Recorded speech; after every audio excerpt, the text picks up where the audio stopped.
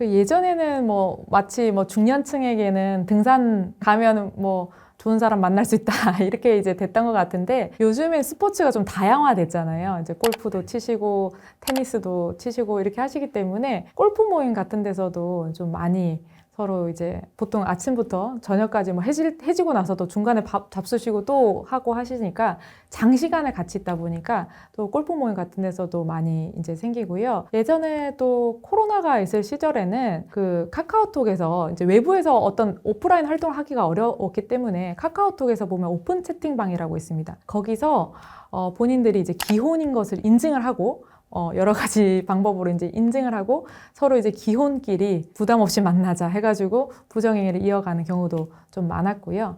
요즘에 그래도 제일 많은 것이 직장 내 불륜이 제일 많습니다. 아무래도 다 맞벌이인데다가 직장에서 장시간 있기 때문에 서로 이제 같은 뭐 상사에 대해서 서로 욕도 하고 서로 공감대를 형성하기도 하고 하다 보니까 서로 이해도도 높아지고 여러 가지 얘기도 하고 하다 보면 좋은 감정이 싹 트시는 것 같습니다. 직장 내 사내 불륜의 경우에 이제 걸리게 되면 두 분 다 보통 기혼인 경우가 많거든요. 근데 각자 배우자가 계신 겁니다. 각자 배우자가 계신데 어느 한쪽 배우자가 이제 먼저 알게 되신 경우죠. 먼저 알게 되신 경우에 제 남편이 회사에서 그 여직원과 바람을 폈어요. 근데 여직원 남편도 있을 거잖아요. 근데 제가 먼저 이혼을 하지 않고 그 여직원에게 위자료 소송을 제기를 하는 겁니다. 근데 위자료 소송을 제기하면 소장이 집으로 가거든요. 집으로 가게 되면 그 여자분이 받을 수도 있지만 남편이 그거를 우연하게 뜯어보는 경우도 있어요. 그럼 뜯어봤더니 내 배우자가 바람을 폈네? 라고 하면서 그쪽 남편이 내 남편에게 위자료 청구가 또 들어오는 겁니다. 그래서 쌍방 위자료 청구를 하는 거죠. 근데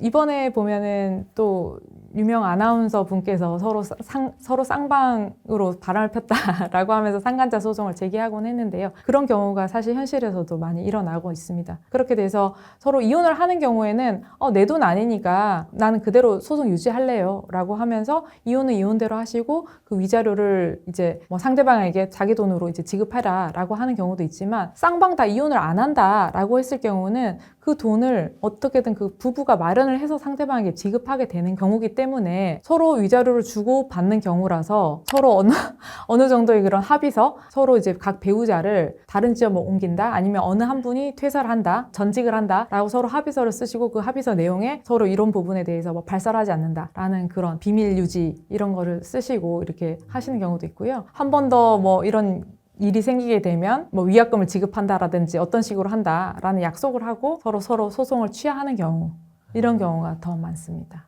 그러니까 한 직장에서 서로 이제 바람 피워서 알게 된 이상 한 팀에서 그대로 있는 경우는 좀 드문 것 같습니다.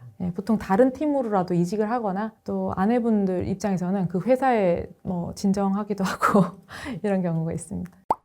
제일 많이 알아차릴 수 있는 방법이 남편이든 아내든 이제 불륜을 한다, 바람을 핀다 그러면 이제 항상 핸드폰을 갖고 다녀요. 핸드폰을 화장실 갈 때도 샤워할 때도 들고 들어가요. 잠깐 담배 피러 갈 때도 갖고 나가고 또 핸드폰을 또 엎어놓기도 하고 그 락을 걸어놔서 못 보도록 하고 하기 때문에 핸드폰이 우연한 기회에 딱 대화창이 열려서 이제 확인을 하게 된다. 그랬을 때 이제 이상한 내용들이 막 있다. 뭐 하트가 난무한다. 이렇게 해서 다 해당 내용을 뭐 동영상을 찍거나 캡처해 오시는 분들이 일단 제일 많고요. 또 요즘에는 다 이제 차로 이동을 하시니까 우연한 기회에 블랙박스를 확인했는데 몇 날 며칠이 계속 지워져 있더라. 어떤 날은 계속 지워져 있더라. 이제 꾸준하게 이제 녹화가 되어야 되는데 지워져 있으면 이제 거기서 뭔가 의심을 하고 따라가 봤는데 역시나였다.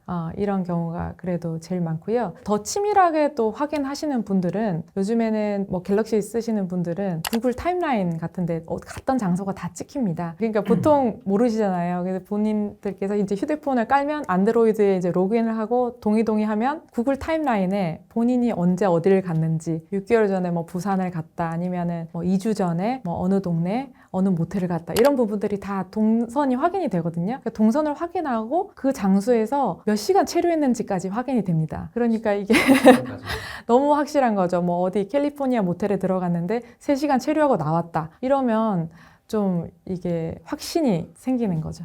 그래서 갔던 장소를 배우자가 갔던 장소를 다 확인하셔가지고 어느 모텔 어디 이걸 다 확인하신 후에 이제 이혼을 결심하시거나 아니면 상간자 소송을 이제 하시는 경우도 많이 있습니다. 이혼 사건 자체에서는 그 증거 자체가 정황상 봤을 때 이것이 뭐 위조된 증거가 아니다라고 한다면 배우자의 유책성을 인정하는데 증거로 쓰일 수는 있습니다. 그런데 이것이 뭐 형법적으로 갔을 때는 이게 불법 증거가 돼서 배우자가 제3자와 대화하는 내용을 몰래 녹취를 했다. 그럼 이거는 뭐 통비법 위반이라든지 형사적인 처벌을 받을 수가 있거든요. 그래서 이제 몰래 상대방의 카카오톡에 들어가서 모든 걸 확인하고 캡처를 했다. 그럼 이건 형사적으로 반드시 정보통신망법 위반으로 이건 문제가 될 수 있습니다. 네, 그래서 몰래 의도적으로 열어서 본 것이 아니라 우연한 기회에 카톡창이 열려 있어서 보게 되었다. 이런 경우가 많으시죠. 우연히 확인을 한 것이지 의도적으로 이것을 내가 열어서 확인을 한 것이 아닌 경우가 많다고 봐야 됩니다. 뭐 제일 뭐 확실한 것은 이제 배우자가 뭐 부정행위 상대방과 팔짱을 끼고 걸어가는데 내가 그걸 봤다. 그리고 사진을 찍었다. 그건 뭐 외부에서 촬영을 했고 너무 명백한 증거기도 하고 외부에서 촬영한 것이기 때문에 어떠한 불법도 없는 것이죠. 그래서 뭐 따라가서 사진을 찍었다. 그 정도로는 어떠한 불법도 되지 않고 제일 명백합니다. 근데 그렇게 따라가서 사진 찍는다는 행위 자체가 당사자한테 굉장히 힘들고 또 어렵거든요. 예전에는 그게 불법이었는데요. 요즘에는 합법이 돼서 그분들도 합법인 범위 안에서 뭔가 증거를 수집해 오시는 것 같습니다.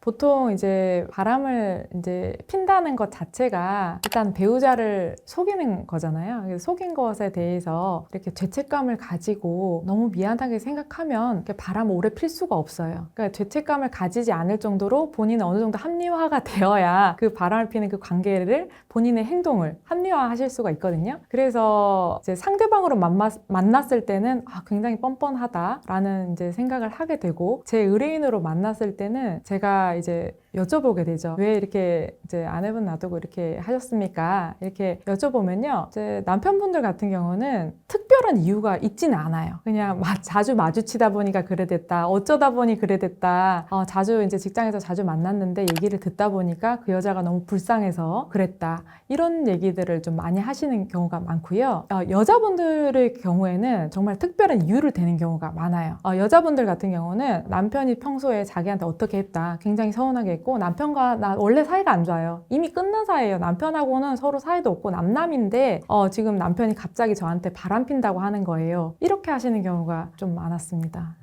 말이나 행동 같은 경우에 남자분들 같은 경우 갑자기 일이 너무 많아지세요. 그래서 오늘도 야근한다, 주말에도 일이 있다, 어디 출장이 있다 하시면서 갑자기 너무 바빠집니다. 그래서 아내 입장에서는 남편 사업이 굉장히 잘 되나 보다, 아니면 직장 일이 굉장히 바쁜가 보다 이렇게 생각을 하게 되는데 남편이 뭐 1시고 2시고 맨날 늦게 오시는 거죠. 알고 보니까 이제 좀 좋은 시간을 보내고 오셨다. 이런 경우가 많았고요. 여자분들 같은 경우에는 갑자기 좀 외모 신경을 좀 많이 쓰시는 것을 보게 되죠. 남편이 봤을 때 왜 갑자기 저렇게 안 쓰던 안 입던 옷을 입지 이렇게 좀 그런 부분들을 좀 느끼게 된 경우가 많이 있는 것 같습니다. 특별한 거짓말이라기보다는 불륜을 시작한 이상 그때부터 나오는 말은 다 거짓말이라고 특별히 어떤 거짓말을 했다라기보다는 이 말이었는데 그것도 아니었고 이제 말 한마디 한마디가 전부 다 거짓말이어서 이게 다 거짓말이었어요 하고 이제 충격을 받게 되는 거죠. 근데 제가 사건을 하다 보면 이분이 베트남 국적이셨는데 남편이 나이가 굉장히 많았어요. 25살인가? 아무튼 많았고 거의 뭐 이제 남편의 요구에 따라서 이제 성생활을 계속 매일매일 이제 해야 되고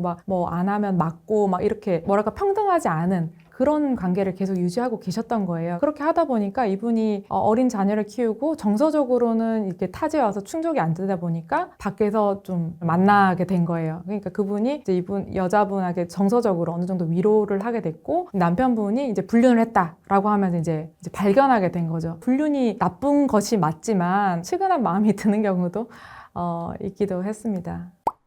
아니요, 전혀. 그건 전혀 또 별개의 얘기입니다. 뭐 드라마 굿파트너 아마 이제 유행했잖아요. 그래서 뭐 저도 변호사니까 주위에서 다 굿파트너 같이 일을 하냐 이런 얘기 많이 듣고 했는데 사실 그 드라마 보면 약간 이례적인 것이 엄마가 굉장히 바쁘잖아요. 그 장나라 씨가 변호사로서 너무 바쁘고 이제 아빠가 사실 애를 다 케어를 하는 상황이었는데 아빠가 또 바람까지 핀 이런 경우였잖아요. 그래서 두 분이서 되게 양육권 싸움을 양육자로 지정되기를 원한 싸움을 진짜 치열하게 했는데 현실에서는 사실 그 애를 실제적으로 누가 많이 돌봤냐 애를 케어할 수 있는 여건이 누가 되느냐 이런 것들을 많이 보거든요. 만약 이게 입장을 바꿔서 아빠가 뭐 아침부터 밤까지 야근을 한다. 야근을 하고 아이를 사랑하는 마음은 똑같겠죠. 엄마든 아빠도 너무너무 사랑한데 엄마가 애를 봤다. 엄마가 애를 봤는데 엄마가 바람까지 폈다. 이런 경우에 사실 엄마로 양육권이 가는 경우도 많이 있거든요. 그러니까 바람을 폈다고 해서 그 사람이 꼭 양육권이 박탈되는 사유는 아니고, 그래서 바람을 폈으면 그것에 대해 상대방에게 위자료만 지급하면 될 뿐이고, 아이에 대해서는 누가 더 좋은 엄마인가, 누가 더 좋은 아빠인가, 그 부분을 이제 판단을 하게 됩니다. 근데 굿파트너에서는 그 아이가 좀 크잖아요. 중학생이고 뭔가 아빠에 대한 실망도 있고 엄마와 살고 싶어하는 그런 의사를 내비쳤기 때문에 엄마로 양육권이 이제 간 것이지, 만약 그런 의사 표현을 할 수 없는 정도의 이제 어린 아이였다면 양육을 또 하는 사람에게 양육권이 갈 확률이 좀 높습니다. 너무 억울할 것 같아요. 그렇죠. 예.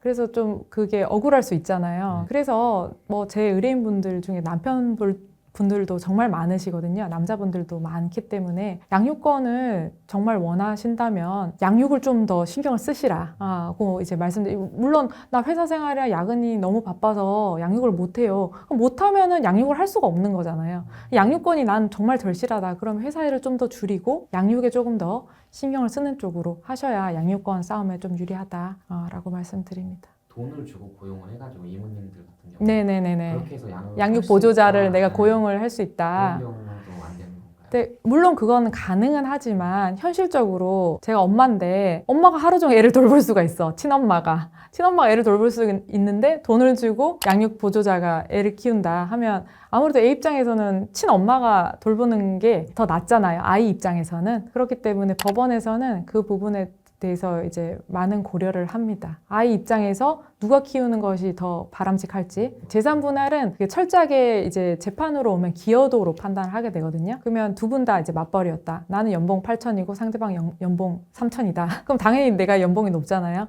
그럼 기여도가 내가 높게 되는 거예요. 네, 근데 물론 상대방이 뭐 아내라서 뭐 경력 단절이 됐고 뭐 애를 키우는 것 때문에 연봉이 낮아졌다. 그럼 그런 부분들도 다 고려를 합니다. 그렇게 하기도 하고, 또 이제 내가 부모님한테 결혼할 때 이제 집을 받았다. 집이나 아니면 전세 자금을 받았다. 그런 부분도 다 고려를 해서 그 금액을 다 토탈을 내서 몇 대 몇 이렇게 하게 됩니다. 증명을 다 해야죠. 이게 현찰로 뭔가 하시면 안 되죠. 계좌라든지 뭔가 이제 입증할 수 있는 이런 자료가 있어야 되겠죠.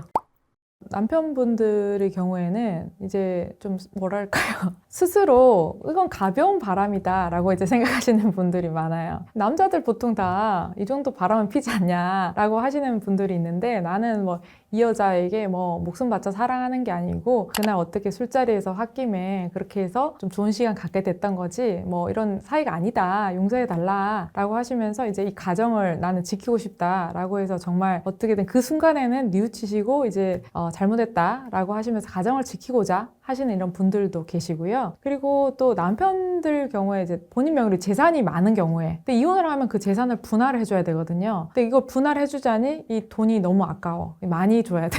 그런 경우에는 이혼을 하지 않고 사는 게 오히려 나한테 유리하겠다라는 판단에서 이혼을 안 하는 경우도 많이 있습니다. 뭔가 이제 아내가 용서를 해줘서 이제 부부관계 회복을 위해서 서로 부부 상담도 받고 뭐 어떻게 이제 노력을 한다면은 다시 회복될 여지가 있겠는데요. 뭐 재발을 한다든지 이게 뭐 상습적이라든지 이런 경우에는 서로 사실 졸혼의 형식으로 법적으로 이혼은 하지 않았지만 서로 제3자와의 관계에 대해서 터치하지 말자라는 그런 합의서를 쓰시고 또 혼인관계를 또 유지하시는 분들도 요즘에는 계십니다. 왜냐면 첫 번째 이제 배우자의 불륜을 알았을 때는 그때는 막 충격적이고 경황이었거든요. 그래서 막 이걸 용서해줘야 되나, 애는 어린데 어떻게 해야 되냐, 막 애들이 아직 시집장가도 안 갔는데 이혼을 해야 되냐 하면서 막 조금 당황한 상태에서 오시는 분들이 많아요. 그래서 이게 아직 저 같은 경우에는 이게 너무 이제 본인이 이혼에 대해서 뭐 최소한 95% 이상 확신을 가지고 한 상황이 아니라면 한번 다시 생각해 보십시오 하고 다시 돌려보내시거든요. 돌려보내면 그분께서 이제 뭐 여러 가지 생각을 해보시는 경우도 있고, 돌아가셨는데 용서를 했는데 다시 또 바람을 폈다 라고 해서 결국엔 이제 도저히 안 되겠어요 라고 하면서 이제 이혼은 이제 100% 확신하시고 이제 오시는 경우도 있죠. 그래서 사실 고쳐지기는 조금 힘든 것 같습니다. 큰 분류로 나누자면 한 5가지 정도 이렇게 나눌 수 있을 것 같은데요. 뭐 남녀 공히 좀 이혼 사유로 많이 드는 것이 성격 차이예요. 이제 성격 차이가 뭐 특별한 것이 성격 차이가 아니라 요즘에 다 사회생활을 하고 밖에서 이제 스트레스가 많은데 남편분들 같은 경우에 집에 와서 아내한테 바라는 그런 역할이 있습니다. 좀 이제 외부에서 받은 스트레스를 어느 정도 와이프하고 풀고 좀 다정하게 이렇게 지내고 싶은데 아까 말씀드렸듯이 아내들도 맞벌이를 많이 하거든요. 그러니까 서로 쌓인 스트레스가 많은데 집에 와서는 그런 스트레스에 대한 부분이 잘 해소가 되지 않고 서로 좀 날카로운 말들 그런 것들로 이렇게 하다 보니까 좀 싸움이 많이 되고 있는 것 같고요. 그리고 두 번째로는 뭐 역시나 예상하셨겠지만 배우자 외도가 많습니다. 뭐 예전에는 남편분들이 외도가 많았다면 요즘에는 여자분들이 외도도 상당히 많거든요. 처음에는 남편분들이 또 어린 자녀가 있는 경우에는 그 상간자를 찾아가서 아내와 헤어지라 이렇게 하시는 경우도 많지만 남편분들의 경우에는 뭐 비율로 따지자면 아내분들이 남편이 바람 폈을 때 용서하는 것보다 아내가 바람을 폈을 때 용서하는 비율이 더 적어요. 아내가 이제 바람을 폈다 그러면 좀 헤어지려고 하시는 분들이 더 많습니다. 그리고 세 번째로는 요즘에 조금 많아졌는데 장서 갈등이 있거든요. 장서 갈등이 이제 말이 어려운데 장모님하고 사위 간의 갈등 또는 장인 장모님하고 사위 간의 갈등인데요. 요즘에 이제 어린 자녀를 키워주는 게 보통 친정 엄마가 많잖아요. 그래서 장모님하고 같이 살게 되고 또 딸이 어떻게 사는지를 가까이서 보게 되다 보니까 사이가 마음에 너무 안 들다 보니까 이제 여러 가지 막말을 하는 경우도 있고 또 딸들도 요즘에는 돈을 잘 버니까 사위가 딸보다 좀 경제력이 떨어지는 것 같다. 그러면 이제 막말, 폭언 이렇게 하다가 보니까 좀 그런 갈등이 예전보다 많아진 것 같습니다. 뭐 네 번째로는 자녀 문제가 있는데요. 요즘에는 자녀를 1명, 2명 이렇게 낳다 보니까 과거에도 마찬가지지만 남편분들이 자녀들한테는 엄마가 꼭 필요하다 이렇게 생각을 많이 하세요. 옛날에도 그랬지만 엄마가 꼭 필요하고 애들을 위해서는 엄마가 정말 애들을 잘 봐야 된다 하는 이런 사고방식이 과거에도 그렇지만 요즘에도 많이 있습니다. 그래서 엄마가 아이들을 정말 케어를 안 하고 뭐 냉장고에 정말 뭐 썩은 음식 있다던가 먹는 걸 챙기지 않는다던가 그런 모습을 보면 이 아내에 대해서 굉장히 실망을 하고 그런 부분 때문에 서로 많이 다투게 되는 것 같고요. 5번째로 이제 남편분들만의 그런 좀 이혼 사유라고 할 수 있는 것이 좀 부부관계 불만. 을 들 수 있습니다. 그래서 남편분들은 어느 정도 이제 성적으로도 부부 관계를 이제 해소하고 싶어 하는데 아내분들 같은 경우는 자녀를 낳고 이러다 보면 굳이 뭐 부부 관계를 해야 되냐 하시면서 좀 거부하거나 장기간 섹스리스로 가는 경우가 많거든요. 그럼 남편분들은 이거를 뭐 어떻게 시도를 했다가 모욕감을 느끼는 경우도 많고 그러다 보면 이게 쌓이다 보면 이게 이혼으로 가는 경우도 종종 있습니다. 방금 남자분들 이혼 사유 한번 말씀드렸는데 여자분들도 공이 첫 번째는 다들 성격 차이라고 말씀을 하십니다. 근데 성격 차이가 방금 말씀드렸듯이 특별히 성격이 너무 다르다 이런 부분이 아니라 서로 살면서 서로 이제 모든 결혼 생활에서는 이제 선택을 해야 되잖아요. 선택을 하고 서로 부부간에 대화를 해야 되는데 서로 의견 차이가 많은 경우가 많아요. 뭐 어디 투자할 것인가, 이사를 갈 것인가, 자녀 문제를 어떻게 할 것인가 그런 부분에 대해서 아내들은 남편과 이런 걸 대화를 하고 상의를 하고 싶어 하는데 남편이 그것에 대해서 일방적으로 묵살을 해버린다든지 아니면 그런 부분에서 대화가 안 된다든지 이렇게 되는 경우에 한쪽이 이제 일방적으로 참게 되죠. 참게 되거나 이제 대화가 안 된다. 당신과는 대화가 안 돼. 소통이 안 돼. 라고 하면서 이제 대화 단절을 하게 되면 점점 이제 사이가 소원해져서 이게 수년간 지속이 되면 이혼까지 결심하게 되는 경우가 있고요. 두 번째는 여자분들의 경우에 돈 문제가 좀 많습니다. 여자분들의 경우에 남편분들한테 이제 생활비를 타 쓰는 경우도 많이 있는데요. 부부 사이가 사실 안 좋아지면 돈을 주는 입장에서 생활비로 이제 좀 협박을 하는 경우도 있어요. 생활비 얼마를 줄이겠다. 뭐 300만 원 주던 것을 200만 원 줄이겠다. 이렇게 해서 점점 생활비를 줄여나가서 이제 아내가 사는 것을 힘들게 만들어서 이제 여자분 입장에서는 이제 이혼을 결심할 수밖에 없는 경우. 그런 경우가 있고 남편분이 월급을 타는데 그 월급을 아내한테 알리지 않는 경우가 있습니다.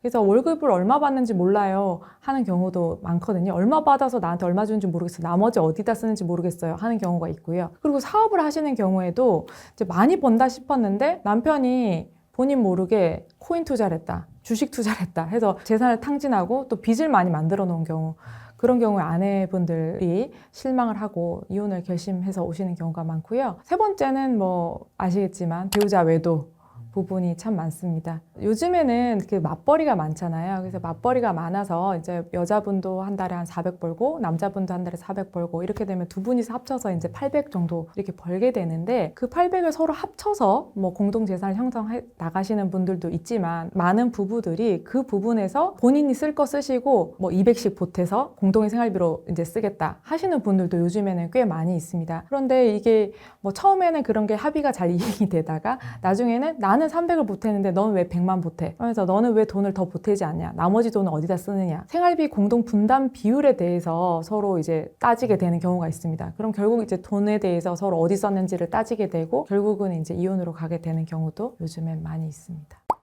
예전에 비해서 맞벌이가 많잖아요. 요즘에 살기 어려우니까 다 부부들이 맞벌이를 하고 있는데 예전에는 남자분들만 외벌이를 많이 하고 여자분들은 이제 집에서 살림을 하는 경우가 많았다면 점점 그 형태가 맞벌이 형태로 가게 되면서 여자분들이 경제력이 신장이 됐어요. 그래서 여자분들이 굳이 이제 남편의 경제력에 의존해서 살아가지 않아도 되는 그런 상황이 됐고요. 그러다 보니까 이제 뭐 돈을 뭐 생활비를 타기 위해서 억지로 참아야 되는 그런 상황이 좀 많이 없어졌지 않나 그렇게 생각이 됩니다. 그리고 또 주위에서 지금 뭐 연예인분들도 그렇고 이혼이 또 많아지다 보니까 그런 프로그램도 또 많이 나오고 이혼에 대해서 그렇게 나쁜 것이 아니다 하는 그런 인식들도 또 한몫을 하는 것 같고요. 또 예전에 비해서 결혼 자체가 많이 늦어졌습니다. 만혼이라고 하잖아요. 예전에는 뭐 20대 후반, 30대 초반에 결혼을 많이 했는데 요즘에는 결혼하는 그 평균 연령이 30대 후반에서 40대 초반 요 정도로 결혼을 하다 보니까 늦게 결혼을 하다 보니까 아이 없이 또 사시는 분들도 많아요. 아이 없이 이제 사시다가 따로 혼자 산 기간이 길잖아요. 그러니까 서로 너무 안 맞으니까 우리 갈라서자 해서 이제 빨리 정리하는 경우 그런 경우도 좀 많아졌지 않나 생각이 됩니다. 10명 중에 40% 정도는 이혼을 한 지 한 1년 이내는 후회를 하신 분들이 계신 것 같습니다. 물론 이혼한 지 한 1년 정도 지나면 본인이 감정도 어느 정도 정리가 돼서 이혼 잘했다 이제 내 인생 살아야지 이렇게 하시는 분이 계시는데요. 한 40% 정도는 그 이혼 소송 이혼이라는 것에 이제 본인 인생의 모든 것이 이제 매몰돼서 그 기간 동안 상대방을 미워하는 데만 이제 시간을 많이 보내시는 거예요. 상대방을 막 어떻게 하면 이제 뭐 이렇게 해버리지 이렇게 하는 생각으로 정말 거기에만 몰두해서 이제 스트레스를 받다 보니까 이게 이혼을 딱 하면 후련할 것 같은데 정말 갑자기 이제 공허감을 느끼시는 그런 분들도 많이 계셨습니다. 뿐만 아니라 이제 남편분들 같은 경우에는 자녀가 어린 경우에는 아내한테 이제 양육권이 가는 경우가 좀 많이 있거든요, 현실적으로.